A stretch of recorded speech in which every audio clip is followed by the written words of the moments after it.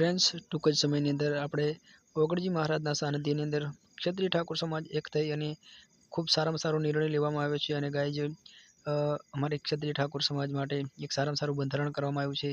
જે ખોટા કુરિવાજો અને ખોટા જે રીત રિવાજો હતા તેને દૂર કરવામાં આવ્યા છે અને ખોટો ખર્ચ ના થાય. જમીનો વેચીને જે ખોટો ખર્ચ કરતા ડીજે અને આવું બધું જે તોફા કરતા તે બંધ કરવામાં આવ્યું છે.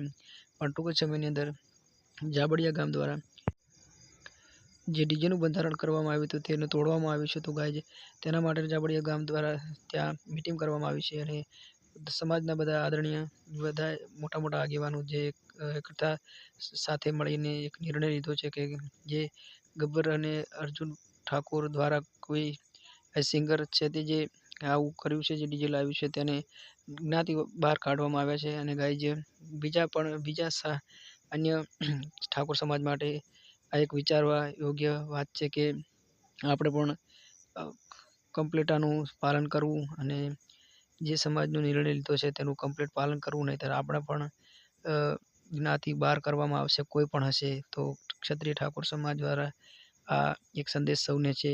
તો સૌને ખૂબ આનું પાલન કરવું, ખૂબ ધ્યાન રાખવું અને જે સમાજે નિર્ણય લીધો છે તેનું ખૂબ જ પાલન કરવું. અસ્તુ. જય જવાન, જય કિસાન.